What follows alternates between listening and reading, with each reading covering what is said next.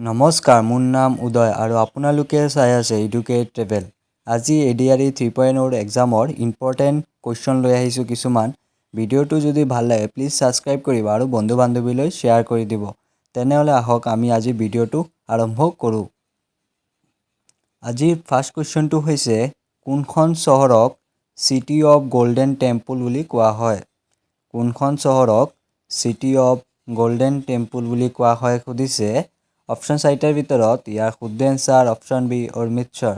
অমৃতসৰক city of golden temple বুলি কোৱা হয়।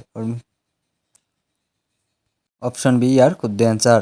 তাৰ পাছত 2 নম্বৰ কুৱেশ্যন হৈছে প্ৰথম যুক্তৰাষ্ট্ৰীয় চৰকাৰ ক'ত সৃষ্টি হৈছিল?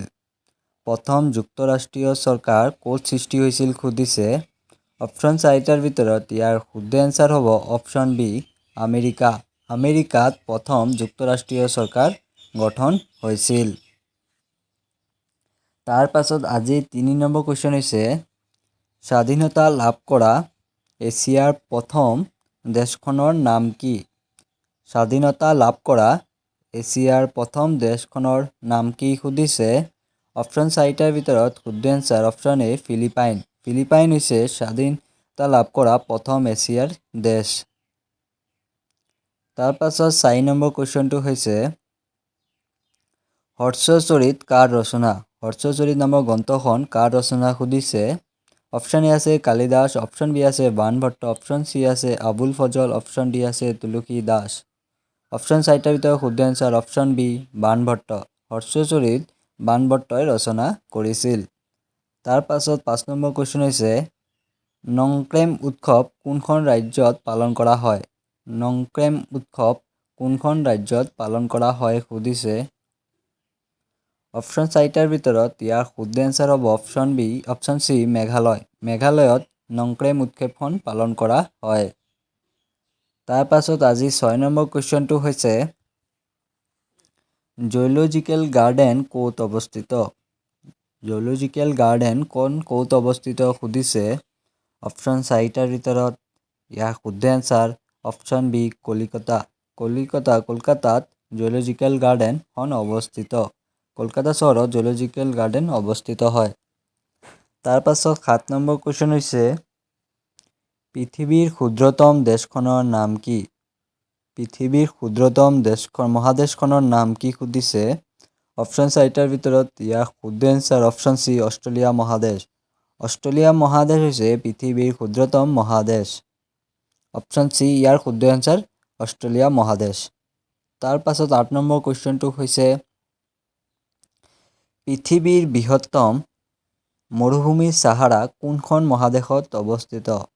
পৃথিৱীৰ বৃহত্তম মৰুভূমি ছাহাৰা কোনখন মহাদেশত অৱস্থিত সুধিছে।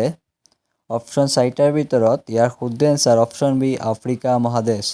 আফ্ৰিকা মহাদেশত পৃথিৱীৰ বৃহত্তম মৰুভূমি ছাহাৰাখন অৱস্থিত। তাৰ পাছত 9 নম্বৰ কুৱেশ্যনটো হৈছে এঞ্জেল জলপ্ৰপাত ক'ত অৱস্থিত? এঞ্জেল জলপ্ৰপাত ক'ত অৱস্থিত সুধিছে। অপশ্যন চাৰিটা দিয়া আছে ইয়াৰ শুদ্ধ এনচাৰ অপশ্যন বি ভেনিজুৱেলা। ভেনিজুৱেলাত এঞ্জেল জলপ্ৰপাতখন অৱস্থিত হয় ভেনিজুৱেলাত। তাৰ পাছত 10 নম্বৰ কুৱেশ্যন হৈছে পৃথিৱীৰ উচ্চতম ৰেল ষ্টেচন টেংগোলা ক'ত অৱস্থিত? পৃথিৱীৰ উচ্চতম ৰেল ষ্টেচন টেংগোলা ক'ত অৱস্থিত সুধিছে। অপশ্যন চাৰিটাৰ ভিতৰত শুদ্ধ এনচাৰ অপশ্যন এ চীন। চীন দেশত টেংগোলা নামৰ পৃথিৱীৰ উচ্চতম ৰেল ষ্টেচন টেংগোলা অৱস্থিত চীন দেশত। তাৰ পাছত 11 নম্বৰ কুৱেশ্যন পৃথিৱীৰ উচ্চতম শৃংগটোৰ নাম কি? পৃথিৱীৰ উচ্চতম শৃংগটোৰ নাম কি সুধিছে। অপশ্যন চাৰিটাৰ ভিতৰত ইয়াৰ শুদ্ধ এনচাৰ অপশ্যন এ মাউণ্ট এভাৰেষ্ট। মাউণ্ট এভাৰেষ্ট হৈছে পৃথিৱীৰ উচ্চতম শৃংগ। মাউণ্ট এভাৰেষ্টৰ উচ্চতা কিমান এইটো আপোনালোকে কমেণ্টত জনাব।